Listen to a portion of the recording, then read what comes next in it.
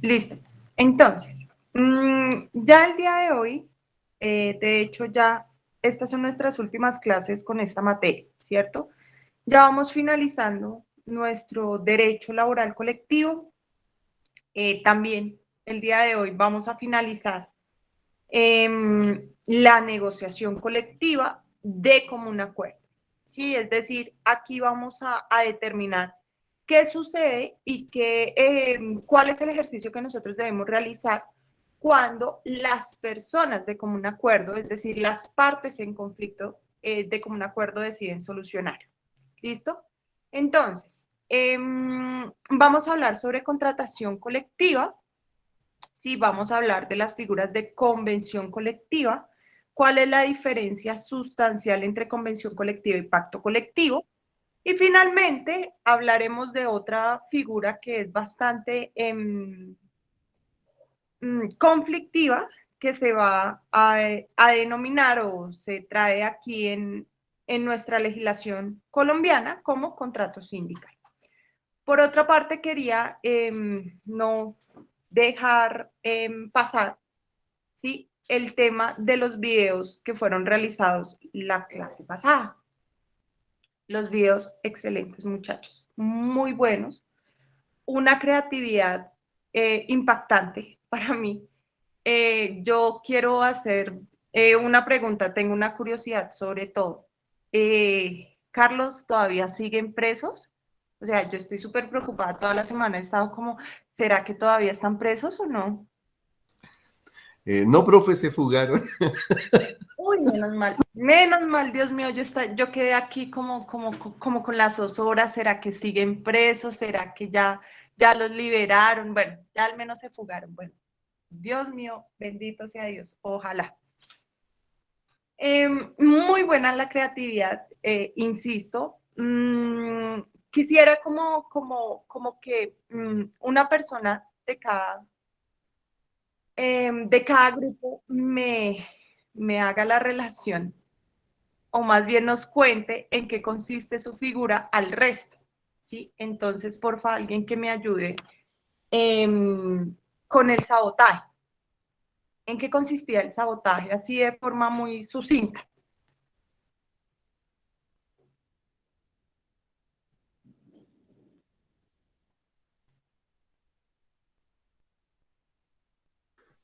Pues ¿Ninguno? digamos, yo, digamos que la intención principal es dañar la empresa, es perjudicar a la empresa. Digamos que podría ser compartiendo información supremamente privada de la empresa, también, digamos, dañando o motivando a las personas a, digamos, a realizar acciones para perjudicar a la empresa. Es que todo va a ser con la intención de perjudicar a la empresa y al empleado. Sí, en el sabotaje también estaba inmerso esas actitudes o esas actuaciones por parte de los trabajadores de dañar las máquinas, ¿sí? O sea, de sabotear la producción, era como el principal objetivo del sabotaje, ¿sí? Sabotear la producción del empleador, ¿no? Sí, señora. Listo. Porfa, Manuel, cuéntame en qué consistió el tuyo. Sí, señora, profe, a mí me tocó las listas negras. Entonces, Ujú. las listas negras en Colombia, pues a nivel internacional, son una figura en la cual se puede, bueno, se dice que se puede meter a aquellos trabajadores que son de manera, pues, alborotadora y que son perjudicales para una empresa. Entonces, en estas listas se supone que se agrega pues a esas personas para que, pues, se pueda como de cierto modo la empresa chantajear al trabajador diciéndole si usted no nos cumple o si usted es de los que nos arma pelea, de los que nos demanda, pues lo vamos a meter en las listas negras y muy difícilmente pues alguien va a aceptar pues a una persona que esté en esta lista negra. En Colombia, la corte pues prohibió esto porque le dice a los trabajadores, a los empleadores, que tienen que salvaguardar los derechos de la intimidad y de la información del trabajador. ¿Cuál es la consecuencia más negativa de la lista negra, Manuel? Sí, sí lo recuerdas. La consecuencia que, profe, perdón. Más negativa para el trabajador, estar en una lista negra. O sea, que le perjudica pues, la dignidad, ¿no, profe? Y que o Pero sea, ¿por qué? porque muy difícilmente alguien va a contratar a alguien que tenga como ese, ¿cómo decirlo así? Como ese estatus, profe, en el que, no, si usted es una persona pues problemática, yo para qué lo voy a contratar pues, en mi empresa. Ujú. Sí, o sea, ¿qué es lo que pasa con las listas negras? Cuando una persona sale de una empresa, ¿sí? El empleador lo que hace es advertirles al resto de las empresas o de los empleadores, ¿sí? A decir, ojo con esta persona, ojo porque él es conflictivo, porque él demanda, porque él hace revueltas, ¿sí? Ojo con ese trabajador. Yo le recomiendo, ¿sabe qué? No lo contrate.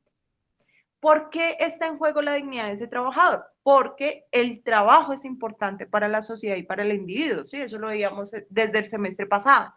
Entonces, figurar en una lista negra significa no conseguir trabajo, ¿sí? No estar en el tema de que si yo salí de una empresa, pues yo necesito de todas formas solventar mis necesidades, ¿sí? El hecho de que yo esté desempleado no significa que ya se me olvidaron las necesidades básicas, yo ya no tengo obligaciones, yo ya no tengo que pagar absolutamente nada, no tengo que conseguir un ingreso, entonces eso genera, ¿sí? O está íntimamente ligado con la dignidad de la persona. Excelente tu video, realmente yo creo que me reí, pero mejor dicho, no, ni para qué hablar. Muy buen video, Manuel. Felicitaciones. Yo creo que fue el video que más me gustó. Eh, el tema del escenario fue, o sea, me dejaste sorprendido. Muy buen video. Muchas gracias, Eh, profe. igualmente, María José, la narrativa, o sea, parte de la explicación o del tema fue más que todo la creatividad de ustedes, el hecho de que se hayan montado, porque no solo se lo imaginaron, sino que hayan montado. El escenario y la narrativa fue excelente. Esos dos videos me gustaron mucho. Coincidencialmente fueron los dos primeros que me envió Sebastián, pero muy buenos. Andrés Felipe, cuéntame en qué consistió el boicoteo.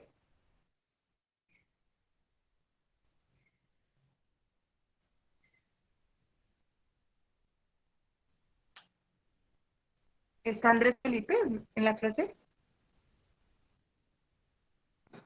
Sí, señora. Em, Consistía en dejar de comprar o vender o cohibirse de prestar eh, un servicio en contra de un cierto empresario que había cometido pues una acción moralmente incorrecta. Entonces los trabajadores o las personas se unían para eh, pues afectar a este empleador. Mm, Ojo con el boicoteo, porque el boicoteo, por la parte esencial del boicot, no ha, el protagonista no son los trabajadores. ¿Sí? Aquí en el boicot, el protagonista son los consumidores de esa empresa. ¿Sí? ¿Qué significa? Boicoteo a la empresa porque para mí la empresa, ¿sí? Está generando o está realizando su producción a costa del perjuicio o del medio ambiente o del perjuicio de los propios trabajadores, ¿sí? Y al yo realizar boicot, lo que le estoy diciendo a la comunidad en general es, oiga, usted no compre tales productos. Esos productos son dañinos para la salud, ese producto es dañino para el medio ambiente, ese producto testea con animales. ¿Sí? De hecho, este año ha habido varias figuras de boicot que uno dice, wow, o sea, realmente lo pone a pensar y uno al contribuir con esas empresas está contribuyendo con el daño. ¿Sí? No sé si alguien recuerda un boicot súper famoso, estuvo como una semana hablando del tema, y fue un boicot que yo creo que este señor no pensó o no dimensionó más bien las consecuencias negativas para la empresa. El del conejo, sí, pero hubo uno más grande. Porque el del conejo, si tú te das cuenta, fue un video en el cual, ¿cómo se llamaba el señor conejo? Impactaba. Ese. El del conejo impactaba, pero no iba encaminado directamente hacia la empresa, sí, o sea, hacia una empresa concreta, sino, oigan, miren, estas marcas, estos logos testean y le hacen esto a los conejos, sí, a los animales en general. El de Cristiano Ronaldo fue una cosa, eso es boicoteo, ¿sí? ¿Qué hizo Cristiano? Con el solo hecho de decir, no gracias, la Coca-Cola, yo no voy con la Coca-Cola, no tomemos Coca-Cola, y dejarla, generó un impacto tan negativo para la empresa como tal, para la marca comercial, que incluso en la bolsa de valores bajaron las acciones de Coca-Cola sustancialmente, o sea, casi que de forma inmediata. Eso es boicot, ¿sí? ¿Quién generalmente hace boicot? Son los jóvenes, ¿sí? Los jóvenes y los activistas, los que nos muestran y nos enseñan, oiga, mire, es que el medio ambiente realmente está sufriendo, es que este producto impacta para nuestra salud, sí, como la Coca-Cola, contiene mucha azúcar, entonces, sí, ese es el boicoteo, es precisamente decirle a los consumidores, y por lo general el protagonista real es otro consumidor, sí, oigan, mucho cuidado con este producto. El de Cristiano Ronaldo, o sea, de dimensiones, la sacó del estadio, por así decirlo. Finalmente, el lockout. Carlos, cuéntanos en qué consiste el lockout. Eh, bueno, primero consiste, bueno, digamos que en español también se puede considerar como el paro patronal, perdón. Sí, y generalmente este se da después, digamos, de haber habido un cese de actividades por parte de los empleados, de los trabajadores. Entonces, a veces cuando llegaban estos, lo que encontraban era el cierre de la empresa, sencillamente no podían entrar a tomar posesión de sus cargos nuevamente después de supuestamente de pronto haber llegado a una conciliación o a un acuerdo con el empleador.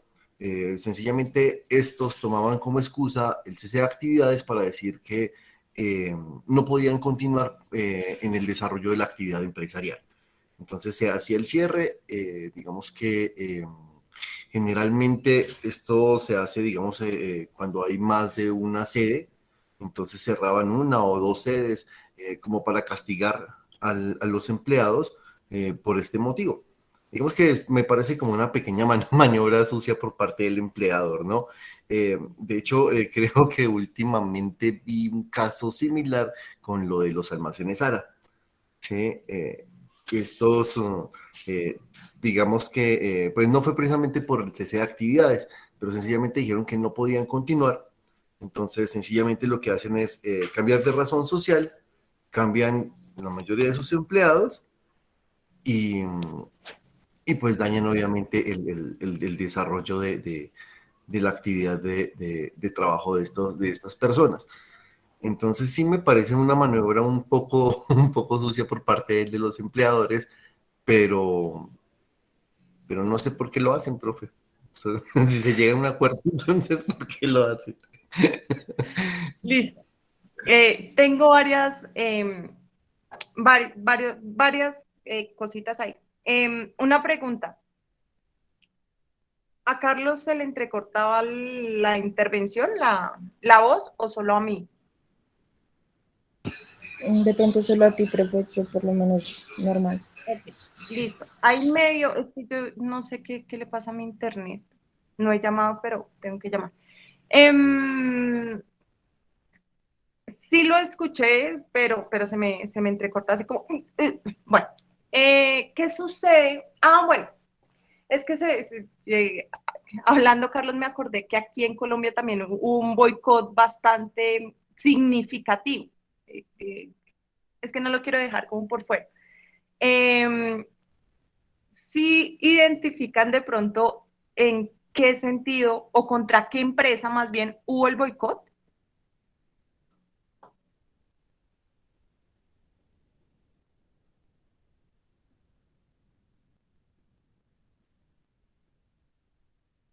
¿Ninguno?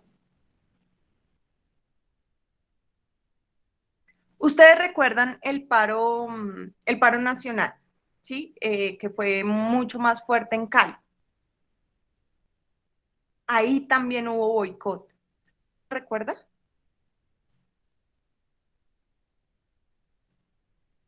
¿Contra Almacenes Éxito?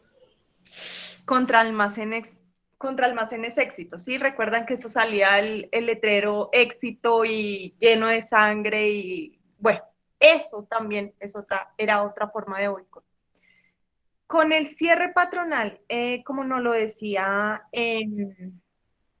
Carlos, aquí cuando nosotros hablamos de cierre patronal, nos hacemos referencia, es más, a una actitud o actividad por parte del empleador. ¿En qué consiste? Cierre de la empresa. Si su mismo nombre lo indica, sí, también se conoce lockout de la forma, pues en inglés y en español, pues cierre patronal. Cierre de la empresa. ¿Qué sucede en Colombia, muchachos? ¿Alguien recuerda qué pasa con el cierre de la empresa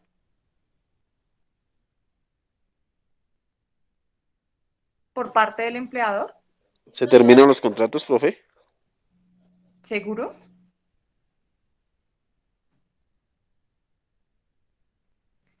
¿Alguien recuerda qué pasaba si el empleador cerraba la empresa? ¿Qué requería para la terminación o para el cierre temporal? Eh, Muy bien, Laura.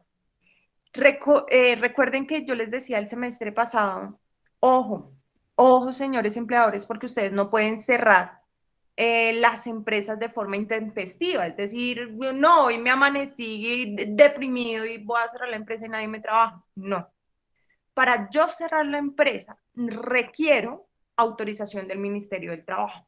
Yo les decía, sí, la empresa es suya, pero usted no la puede cerrar así porque sí, ¿sí? Espérese porque debe realizar un procedimiento y ese procedimiento es lo que nos dijo Laura Tatiana, autorización del Ministerio del Trabajo. Si yo no tengo autorización del Ministerio del Trabajo, tengo dos consecuencias. La primera es que si no se terminaron los contratos de trabajo, pese a que los trabajadores no me estén prestando a mí el servicio, ¿sí? Yo debo pagar salarios.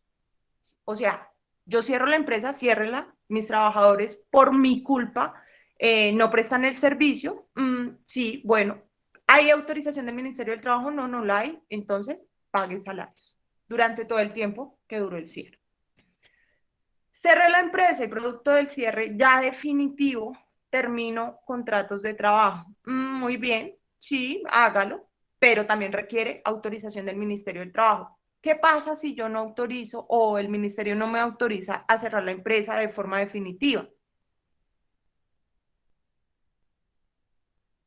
¿Alguien recuerda esa figura que se da cuando el empleador finaliza los contratos de un número, de un porcentaje de trabajadores frente a la totalidad de la empresa? ¿Qué se me configura ahí?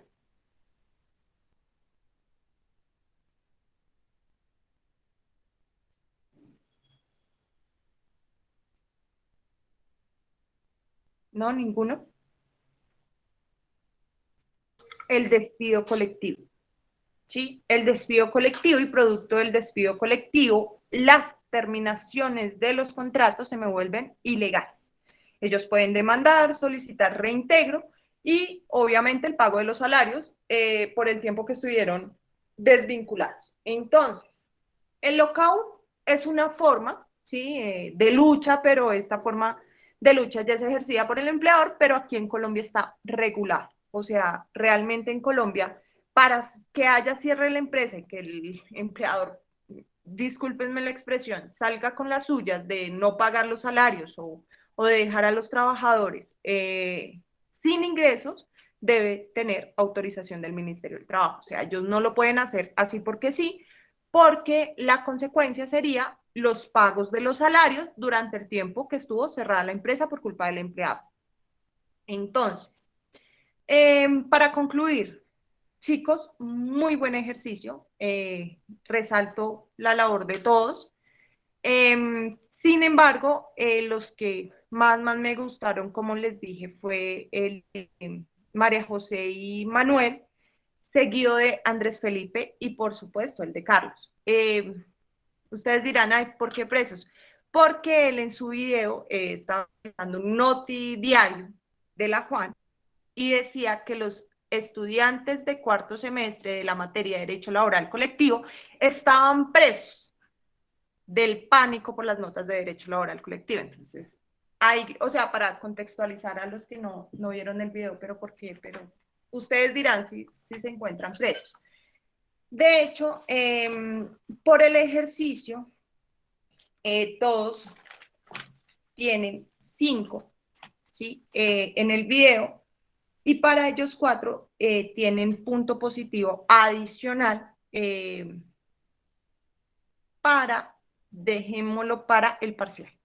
¿Listo? Entonces, Andrés Felipe, María José, Carlos y, ¿quién me hace falta? Obviamente, Manuel, tienen un punto positivo, pero para el parcial. ¿Listo?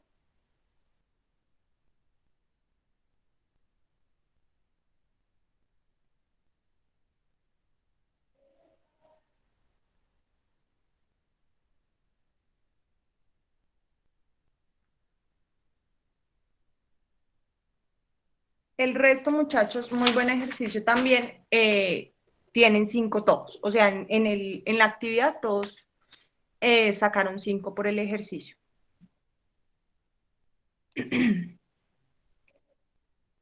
Entonces, ya volviendo al tema de la clase.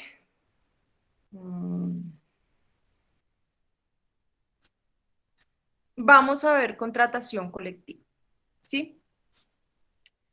Contratación colectiva propia del derecho laboral colectivo, ¿sí? Vamos a encontrar estas 3 figuras. La convención colectiva, el pacto colectivo y el contrato sindical. Vamos a ver en esta clase algo de la convención colectiva, ¿sí? Vamos a avanzar hasta donde nos dé el tiempo.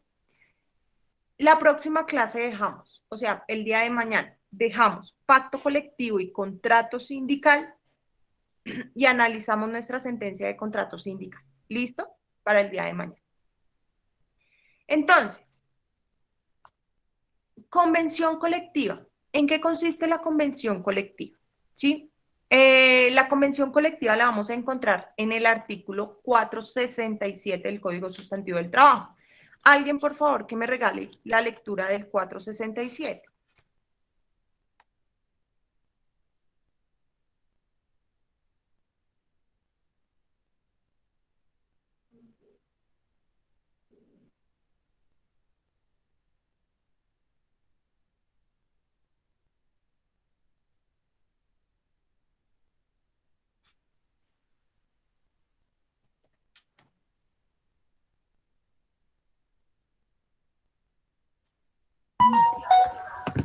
Em, Código Sustantivo del Trabajo, artículo 467, definición.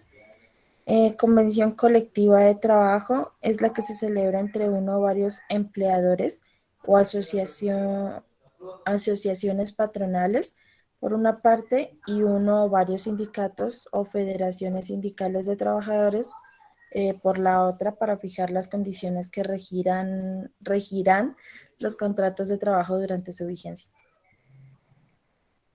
Entonces, cuando nosotros hablamos de convención colectiva, hablamos de un contrato de naturaleza colectiva. ¿Por qué decimos que es un contrato de naturaleza colectiva?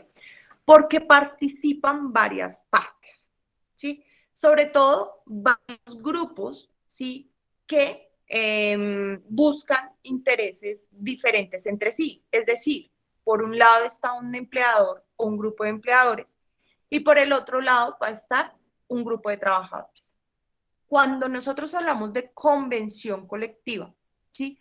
Hacemos referencia a que el grupo de trabajadores está representado por un sindicato, ¿sí? Por una organización sindical. Siempre que nosotros mencionemos la convención colectiva, vamos a relacionarlo con una organización sindical. ¿Qué qué va a estar contenido en nuestra convención colectiva? Van a estar en juego, ¿sí? O más bien, van a tener como objeto nuestros intereses estuvieron en juego. ¿Sí? ¿Cómo así que en juego? Pues que estuvieron debatidos en el proceso de negociación colectiva. Se supone que esos intereses para las partes que participan en esta contratación son opuestos, es decir, en su momento estuvieron en debate o en discusión porque para el empleador quería menos y los trabajadores querían más, ¿sí? Entonces estuvieron en conflicto, en choque, en ese proceso de negociación colectiva. Sin embargo, ahorita ya los zanjamos, ya negociamos sobre esos puntos que en su momento estuvieron en juego. Sí, las estoy presentando, ¿no? Perdonen. Es que no sé, por eso decidí hablarles desde mi celular en vez desde el computador, porque como tengo acá. Entonces, listo, ya creo que ya ahora sí. Sí, señora. Listo. Entonces, decíamos sí que esos intereses eran opuestos, pero que ahorita llegamos a un acuerdo, llegamos a una negociación y obtuvimos el máximo de los beneficios. ¿Sí? ¿Por qué decimos el máximo de los beneficios? Porque aquí hubo un acuerdo. ¿Sí? Aquí las partes antagónicas, porque como les decía, el grupo de empleadores, el grupo de trabajadores buscaban intereses completamente opuestos entre sí. Entonces, cuando nosotros hablamos de convención colectiva fue porque llegamos a un acuerdo. Y ahí sí, como consecuencia del acuerdo, fue la obtención de los máximos beneficios posibles. ¿Sí? ¿Para qué fijamos esos beneficios? Esos beneficios que integramos en la convención colectiva van a ser parte de los contratos de trabajo, válganme la redundancia, de los trabajadores, ¿sí? Frente a sus condiciones laborales. Es decir, automáticamente modifica condiciones propias de los contratos de trabajo y con ello no se le va a aplicar lo que acordamos en los contratos o el código sustantivo del trabajo, ¿sí? O la ley como tal laboral, sino se le va a aplicar es la convención colectiva. ¿Cuáles son las características propias, ¿sí? de la convención colectiva? Son estas que encontramos acá. Una pregunta, ¿ustedes ya vieron contratos? ¿Ya vieron la materia de contratos? No, señora. Ok, creo que según el pensum la van a ver el próximo semestre, si mal no recuerdo, creo que esa materia está en quinto. Como la convención colectiva es un contrato, ¿sí? Bien es un contrato de naturaleza colectiva, ¿sí? Como les decía, participan varias partes, sobre todo con intereses opuestos. Aquí hablamos de características de ese contrato colectivo, ¿sí? O sea, las características que vamos a ver son propias del contrato, de cualquier contrato.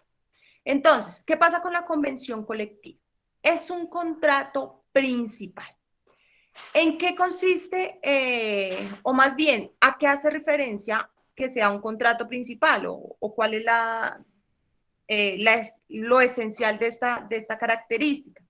Cuando nosotros hablamos de un contrato principal, quiere decir que ese contrato o su validez no está sujeto a la validez de otro contrato, ¿sí? Lo contrario del contrato principal es contrato, ay, se me fue, accesorio, ¿sí?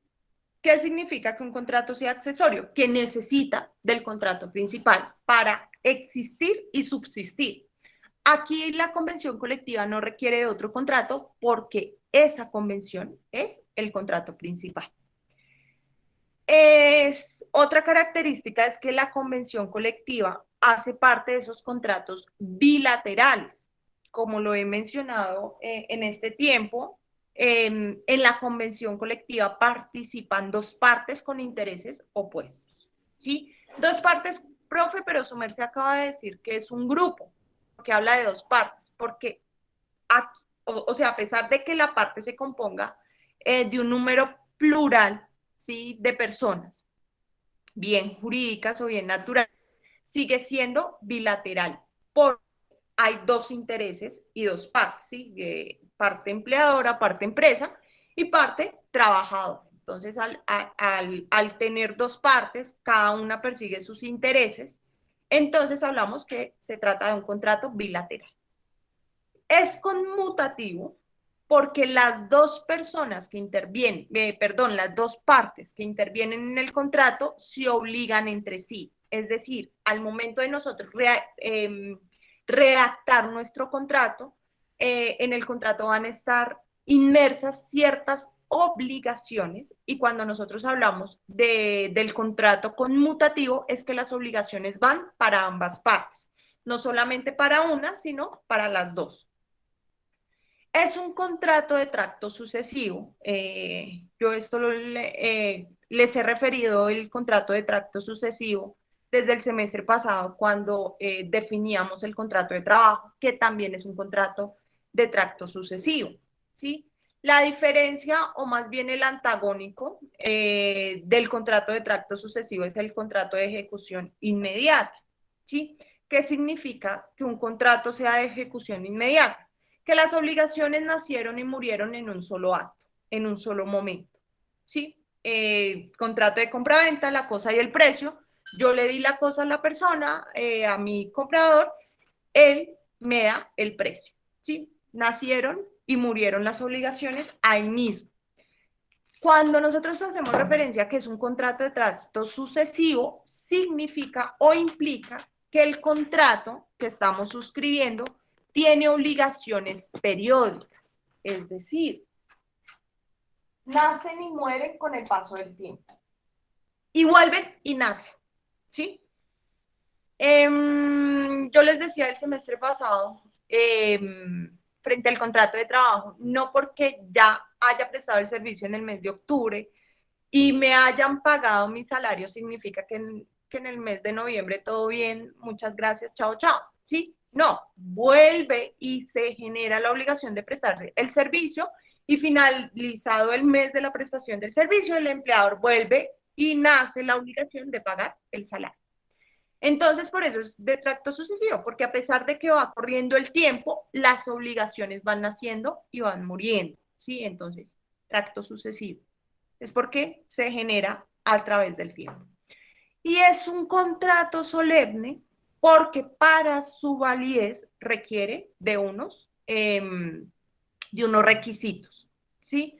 Es decir, para que nosotros hablemos de que la convención colectiva produce efectos jurídicos, ¿sí? Se requiere que cumplir o agotar ciertos requisitos. En este caso de la convención colectiva, la solemnidad está supeditada a que debe hacerse por escrito, ¿sí? Debe hacerse por escrito y adicional a ello requiere de un depósito ante el Ministerio del Trabajo, es decir, de una inscripción ante el Ministerio del Trabajo. Si no tiene esos dos pasos o esos dos requisitos, si no cumple con esos dos requisitos, si llegamos a un acuerdo, bueno, muéstreme el acuerdo, no, es que el acuerdo fue verbal, ahí poseemos problemas, porque ese acuerdo al que llegamos con tanto esfuerzo, con tanto sacrificio para trabajadores y empleadores, pues no va a producir ningún tipo de efecto, ¿Por qué? Porque la convención colectiva es de aquellos contratos que son solemnes. De acuerdo al contenido, sí, cuando nosotros hablamos de contenido de las obligaciones, vamos a hacer referencia a que vamos a encontrar o bien cláusulas normativas o bien cláusulas obligacionales, ¿sí? Entonces, cuando hacemos referencia a qué va a contener nuestra convención colectiva, nos referimos a las normas, ¿sí? Y a los aspectos que van a regir las condiciones laborales de los trabajadores. Es decir, la modificación de esas condiciones que teníamos en nuestros contratos de trabajo individual. Recordemos que la norma que ahora se nos aplica va a ser la convención colectiva, no la ley laboral. No la ley laboral. Por lo tanto, ¿qué va a contener nuestra convención? Pues esas regulaciones nuevas.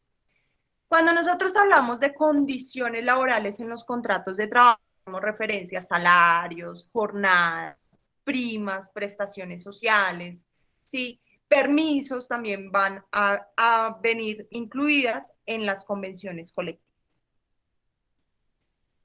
Recordemos que la convención colectiva debe siempre tender a mejorar las condiciones laborales, es decir, la base es el Código Sustantivo del Trabajo, la base es la legislación laboral.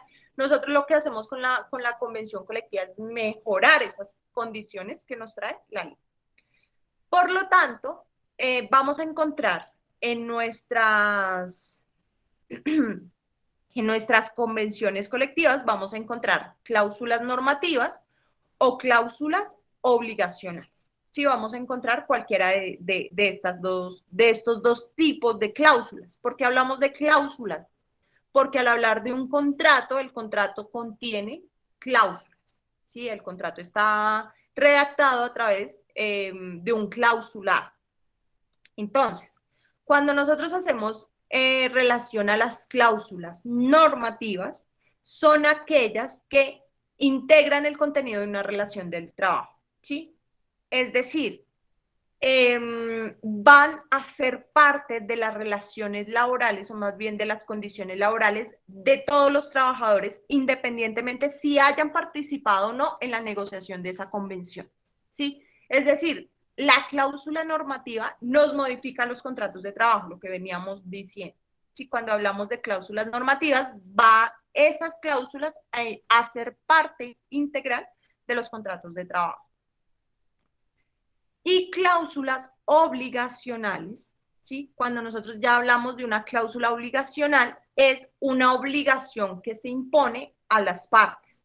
Aquí ya estamos haciendo referencia a esas cláusulas que ponemos en los contratos, en la convención colectiva, tendiente a cumplir ciertas obligaciones, pero al hablar de obligaciones, nosotros hacemos referencia a que son recíprocas. ¿Qué significa? Que son obligaciones que le ponemos a ambas partes, tanto para el empleador o el grupo de empleadores como para el sindicato y el grupo de trabajadores. Principalmente frente a obligaciones son quienes hayan participado en la negociación colectiva y aquí más que todo la obligación va o las cláusulas obligacionales van dirigidas hacia los sindicatos, no hacia todos los trabajadores, como pasa con las cláusulas normativas, sino sobre todo aquellos que hacen parte del contrato, es decir, hacen parte de la convención colectiva, y en este caso, pues será el sindicato, ¿sí? Los trabajadores sindicalizados. Solo afectan a esas partes, a las partes del contrato, empleador o grupo de empleadores por un lado y pues el grupo de trabajadores, pero recordemos que estamos hablando de convención colectiva y por lo tanto esas obligaciones van encaminadas al sindicato que participó en la convención colectiva o que firma la convención colectiva o al grupo de sindicatos, porque también pueden participar los distintos sindicatos que están en nuestra empresa. Efectos jurídicos de la convención colectiva, ¿sí? El efecto jurídico principal de una convención colectiva es modificar las condiciones de trabajo. ¿sí? O sea, siempre que nosotros hablemos de convención colectiva, vamos a referir a ese efecto jurídico principal y es la modificación de esas condiciones de trabajo. Es decir, que nos modifica todos los contratos de trabajo frente a las condiciones laborales que estén regidas por la convención colectiva. ¿Qué buscamos? Siempre vamos a buscar mejoras en las condiciones laborales, mejoras en las condiciones de vida, mejoras en las condiciones sociales de esos trabajadores. Aquí en Colombia, a pesar de que se permite el paralelismo sindical, ¿sí? Se permite que en una empresa haya varios sindicatos, frente a la convención colectiva sí hay restricción. ¿Por qué? Porque solo puede haber una convención colectiva por empresa, ¿sí? A pesar de que haya 10 sindicatos en esa sola empresa, solo puede haber una convención colectiva, es decir, la convención colectiva debe ser negociada por todos los sindicatos, ¿sí? Ah, pero es que esa convención no me representa. Lo siento, debe esperarse a que la convención pierda vigencia y ahí sí participar en el proceso de negociación. Si su sindicato es minoritario y en la empresa hay un sindicato mayoritario de empresa, si recordemos la representación sindical ante el paralelismo sindical que vimos anteriormente, pues es un poco más difícil entrar a negociar las condiciones propias de la convención colectiva. ¿Cómo se aplica la convención colectiva en esa empresa? ¿Sí? La única convención colectiva que puede existir, ¿cómo la vamos a aplicar? Cuando nosotros hacemos referencia a convención colectiva, perdónenme por ser tan reiterativa, pero cuando hablemos de pacto colectivo, pues ya van, ya entendí por qué tanta repetidera de lo mismo, ¿sí? Cuando nosotros hacemos referencia a convención colectiva, quiere decir que quien participó en el proceso de negociación colectiva es el sindicato o son los sindicatos, ¿sí? Aquí no puede haber grupo de trabajadores no sindicalizados. En convención colectiva, no. Entonces, si nosotros hacemos referencia a la convención colectiva, a quiénes aplica esa convención colectiva, vamos a hacer referencia a cuántas personas están integrando el sindicato. ¿Por qué? Porque si el sindicato o el grupo de sindicatos, ¿sí? Es inferior, o más bien los afiliados a esos sindicatos, es inferior a la tercera parte de la totalidad de los trabajadores de la empresa, solo se va a aplicar convención colectiva al sindicato, ¿sí? A aquellos que están afiliados al sindicato. Sin embargo, si el sindicato que firmó convención colectiva tiene en sus filas o tiene como afiliados a más de la tercera parte de la totalidad de los trabajadores de la empresa, ¿sí? Se puede extender su aplicación, entonces acá hablamos es de extensión de la aplicación de la convención, incluso a trabajadores no sindicalizados, es decir, a trabajadores que no hacen parte de ninguno de los sindicatos o del sindicato que firma la convención colectiva. ¿En qué momento entonces? Cuando el sindicato o los sindicatos que hayan participado en la convención colectiva agrupe al menos a más de la tercera parte de la totalidad de los trabajadores. Cogemos los trabajadores totales de la empresa, lo dividimos en 3, ¿sí? Y si el sindicato tiene afiliados a más de ese número, entonces podemos extender la aplicación a trabajadores incluso no sindicalizados. Bueno, profe, ¿qué pasa si el sindicato al momento de la firma de la convención colectiva no tenía ese número, pero como la convención colectiva fue tan buena, el sindicato fue recibiendo más afiliados, ¿sí? Y como consecuencia de los afiliados nuevos, pues superamos la tercera parte de la totalidad de los trabajadores. En ese caso, también puede hacerse extensiva al resto de los trabajadores de la empresa, sean o no sean sindicalizados. Entonces, extensión a terceros, como les decía, el sindicato que cuente con más de la tercera parte de la totalidad de los trabajadores de esa empresa, ¿sí? Se puede extender, esa es la figura, la extensión a terceros, se puede extender la aplicación de la convención colectiva, ¿sí? Otra, ¿qué es lo que pasa? Yo puedo, a pesar de que al inicio no me firmaba, no me aplicaba la convención colectiva porque no hacía parte de la convención, ¿sí? Pero hubo una afiliación masiva al sindicato y producto de ello, pues superó la tercera parte de la totalidad de los trabajadores, ¿sí? Como les decía. Yo, como se extiende a terceros que no hacen parte del sindicato, ¿sí? ¿Cuál es la diferencia entre esos terceros y los que se afilian posteriormente al sindicato? Que los que se afilian sí o sí deben pagar cuota sindical. Pero los que no están afiliados al sindicato y producto de su negociación colectiva, es decir, de la negociación colectiva del sindicato, tengo mejoras en mis condiciones laborales, pero hay diferencia entre los afiliados y los no afiliados, porque los unos pagan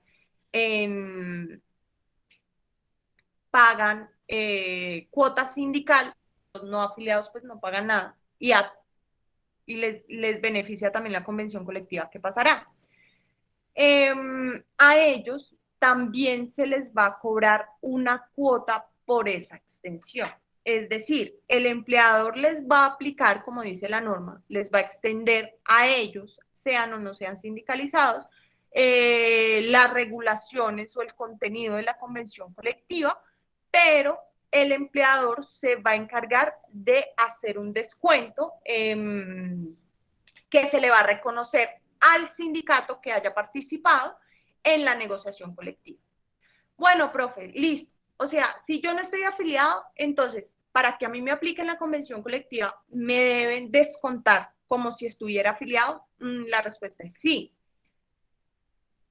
Me descuentan como una especie de cuota, sí, pero pues no es cuota sindical porque yo no hago parte del sindicato, sino que es un reconocimiento que va dirigido al sindicato que realizó la negociación colectiva, que estuvo ahí en la etapa de arreglo directo, que se sacrificó con la huelga, ¿sí? Entonces, le vamos a reconocer esa cuota adicional. Bueno, profe, ahí está muy bien cuando la participación en la negociación colectiva la hizo un sindicato. ¿Qué sucede cuando la negociación colectiva es producto de varios sindicatos, ¿sí? Más de uno? Que hayan participado 3 sindicatos y producto de esos 3 sindicatos, pues a quién le entregamos lo que estamos descontando. La norma dice que se entrega de forma proporcional al número de afiliados, es decir, qué tantos afiliados tiene cada uno de esos sindicatos. El sindicato, el más grande tiene el 45%, el que le sigue tiene el 20% y el otro tiene el 10%. Entonces, de acuerdo a esos números de afiliados, le vamos a dar el porcentaje de esos valores descontados por aplicación, por extensión a terceros. ¿Qué sucede? Yo le digo al empleador, oiga, pero yo no quiero, yo soy reacio, porque es que a mí esos sindicatos me parecen de izquierda y no, esos son guerrilleros. Yo no quiero que a mí me descuenten dinero para ir, para que se me haga extensiva la convención. Puedo tener esa postura si se respeta y no se le descuenta la cuota, pero tampoco se le extiende la aplicación de la convención. Bueno, usted no va a pagar esa cuota por extensión a la convención, listo, bien, pero tampoco se le aplica, ¿sí? Obviamente el trabajador debe hacer la manifestación por escrito al empleador para que ni se le aplique la convención por extensión a terceros, ni se le haga el descuento de la cuota por el hecho de no pertenecer al sindicato, pero como no se le aplica, pues tampoco habría lugar al descuento. Pese a darse lugar a la extensión de terceros, ¿sí? No puede de todas formas aplicarse la convención colectiva. ¿A quiénes? A representantes legales y directivas de las, bueno, a estos tres, a estos cuatro, a esas cuatro personas. Representantes legales y directivas de empresas industriales y comerciales del Estado y sociedades de economía mixta, ¿sí? ¿Por qué no? Porque ellos son empleados públicos. Y recordemos la limitación de la negociación colectiva cuando hablamos de empleados públicos y esos servidores públicos que tienen característica de empleado público. Ellos no pueden firmar convenciones colectivas o sus sindicatos no pueden firmar convenciones colectivas porque las condiciones laborales están fijadas por ley. Entonces, ahí hay una restricción. Si yo soy representante legal o directivo de una de estas empresas del Estado, me convierto en empleado público y producto de ello no se me puede extender la aplicación de la convención colectiva. Por otro lado, vamos a los negociadores que hayan representado al empleador en el proceso de negociación colectiva, tampoco se benefician de las condiciones que se obtuvo en la convención colectiva, porque pues ellos siguen siendo representantes de empleadores, por lo tanto, pues no, así se extienda a terceros, ellos no van a ser parte de la negociación colectiva. Vuelvo y reitero, en empleados públicos no se les puede extender porque los sindicatos no pueden firmar convenciones colectivas. Entonces, sindicatos de empleados públicos no pueden jamás firmar convenciones colectivas, por lo tanto, ellos siguen estando sometidos al régimen laboral y prestacional que trae la ley para ese tipo de empleados. Convención colectiva firmada por trabajadores oficiales. Es que los trabajadores oficiales, ¿qué es lo que sucede? Que en las entidades públicas, por lo general, ¿sí? Hay más trabajadores oficiales que empleados públicos. ¿Por qué? Porque ellos realizan una contratación ahí como medio, bueno, no hablemos de la contratación de las entidades públicas todavía. Resulta que la gran mayoría de la planta son contratistas independientes. Al ser contratistas independientes, pues no les aplica nada del derecho sustantivo, del derecho laboral, perdón. Entonces, como ellos les aplica un régimen civil o comercial, ¿sí? Dependiendo pues de la figura del contratista independiente o de la clase de contrato que sea, pues puede que haya en una entidad pública más trabajadores oficiales que empleados públicos. Entonces, si uno revisa la planta de la entidad, resulta que el sindicato de trabajadores oficiales agrupa más de la tercera parte de la totalidad de esa entidad pública, ¿sí? Un ejemplo. Entonces, tampoco se puede extender a terceros aplicando la regla de la tercera parte, porque al ser empleados públicos no se les puede aplicar convenciones colectivas. ¿Listo? No sé si me hayan entendido esa parte o si hay alguna pregunta. Profe, su merced decía de que si los afiliados al sindicato son inferiores a la tercera parte de la totalidad de los trabajadores, solo se le aplica la convención a ellos, ¿sí? La convención a los afiliados de ese sindicato. Ok, perfecto. O sea, la parte decisiva está en la tercera parte, en cuántos afiliados tiene el sindicato. Y si ese número de afiliados no supera al menos la tercera parte. No, es que es un sindicato mayoritario y yo entiendo que el sindicato mayoritario agrupa al 50% más uno. No, ahí sí hay extensión a terceros a grandes rasgos, ¿sí? Porque acá no me piden el 50 más uno, sino me pides más de la tercera parte. Listo, sí, es que también sentí como un poquito enredado esa parte, entonces por eso estaba preguntando que si había alguna duda. Primera característica frente a servidores públicos. Sí, recordemos que los servidores públicos se dividen en dos, en empleados públicos y en trabajadores oficiales. ¿Cuáles son los empleados públicos? Los que ejercen la función pública y tienen una relación legal y reglamentaria con el Estado, ¿sí? Ambos, el empleador es el Estado, pero los empleados públicos tienen una relación legal o reglamentaria, es decir, dispuesta y fijada por la ley. Mientras que los trabajadores oficiales no ejercen funciones públicas porque están más encaminados a preservar la entidad pública, el edificio como tal, ¿sí? A cuidarlo, a preservarlo, a mantenerlo bonito, por así decirlo, y por lo tanto su relación es laboral, es decir, ellos tienen contratos de trabajo con el Estado. Los trabajadores oficiales, la norma propia de la negociación colectiva y todo lo relacionado con condiciones laborales se rige por código sustantivo del trabajo, es decir, por legislación laboral. Los otros se rigen es por distintas leyes. De hecho, hay bastantes leyes que regulan la función pública y dependiendo de qué funcionario, ¿sí? O qué clase de empleado público, pues le regirá una ley específica. Teniendo en claro esas dos diferencias, entonces yo debo manifestar, bueno, ¿qué pasa con la convención colectiva? Sindicatos de trabajadores oficiales que les aplica la ley laboral pueden firmar convenciones colectivas. Empleados públicos no. O sea, ellos recuerdan que tienen un procedimiento especial regulado en el decreto 160, todo lo de la negociación colectiva que ya lo vimos, ¿sí? Entonces, ellos no pueden firmar convenciones colectivas y tampoco se les puede extender a terceros. En la práctica, puede haber mayor número en la planta de la entidad pública de trabajadores oficiales y empleados públicos, o sea, un mayor número de trabajadores oficiales de esa entidad pública respecto del número que hay de empleados públicos. La respuesta es sí.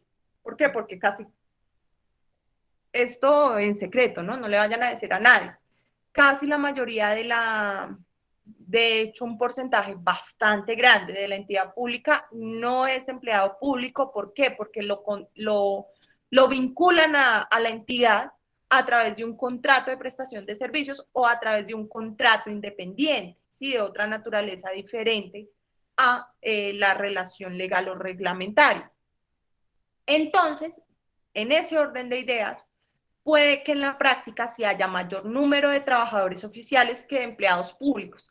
Ah, bueno, profe, listo, ya entendí. O sea que en la planta de trabajadores de la entidad pública puede que el sindicato agrupe a más de la tercera parte de la totalidad de la planta. Sí, claro. ¿Por qué? Porque uno va a ver cuántos trabajadores son empleados públicos de esa entidad pública y vamos a ver que son 10, un ejemplo. ¿Y cuántos trabajadores oficiales? Ah, son 20. ¿Sí? Ah, o sea que en esa entidad pública la planta total son 30. Sí, ojo, la planta de trabajadores directos, ¿sí? Trabajadores al servicio del Estado. ¿Por qué? Porque es que contratistas independientes hay como 90, ¿sí? Pero quitemos a los contratistas independientes. Estamos frente a los contratos, a los trabajadores directamente contratados, ¿sí? Entonces, en ese orden de ideas, el sindicato me agrupa a 15. A más de la tercera parte, sí, claro, la tercera parte está en 10. Recordemos que la totalidad son 30.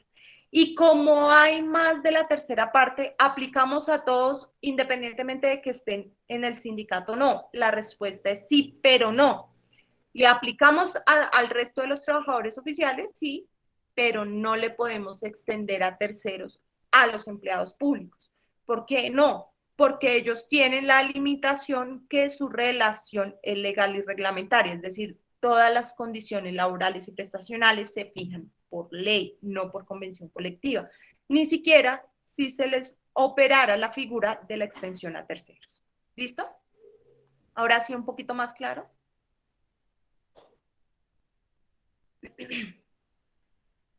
Hay otra figura, no, y creo que sí hacía falta la aclaración, muchas gracias, Laura. Hay otra figura que se denomina extensión por acto gubernamental. ¿En qué consiste? En que las convenciones colectivas, ¿sí?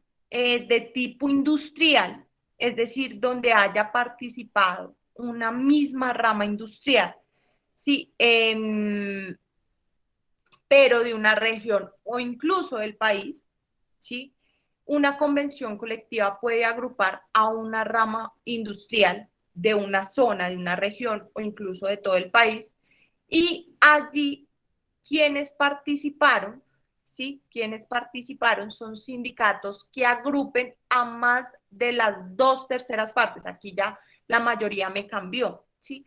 A más de las 2/3 partes de esa misma, de trabajadores de esa misma rama industrial, ¿sí?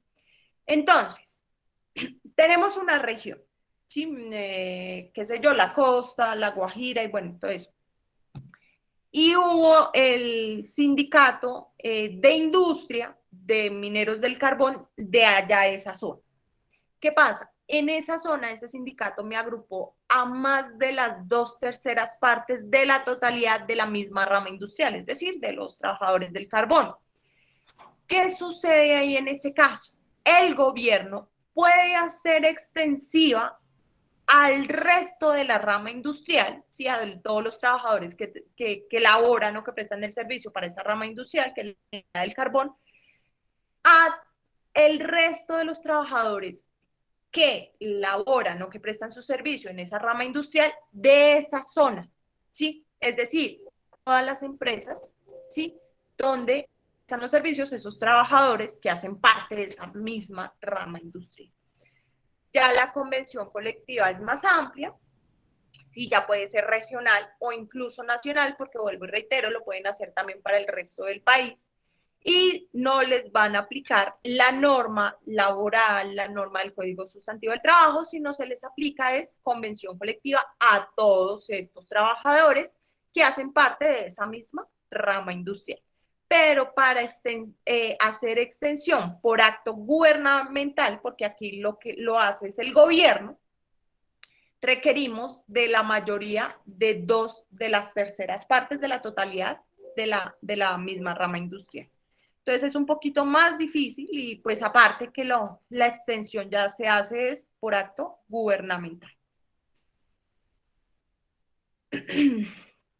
Bueno, aquí ya vamos a encontrar una clasificación de las convenciones colectivas, cómo se pueden clasificar convenciones colectivas, y entraríamos ya a la parte segunda de la convención colectiva y hablar posteriormente de pacto colectivo y contrato sindical. ¿Listo? Dejemos hasta aquí por el día de hoy. No sé si hay alguna pregunta de lo que hablamos el día de hoy, que quedamos acá hasta efectos de la convención.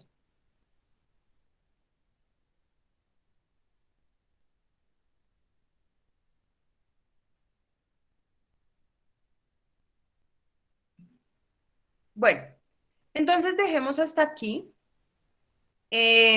Nos veríamos el día de mañana, ¿sí? Vayan juiciosos a su alternancia los que ya van a la universidad.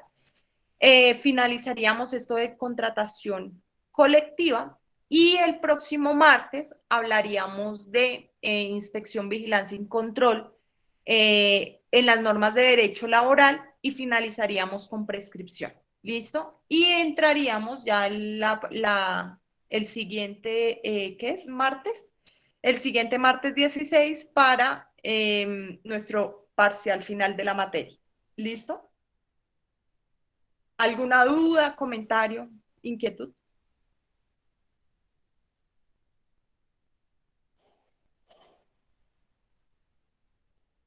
Yo sí tengo una duda, ¿están ahí? Sí, profe.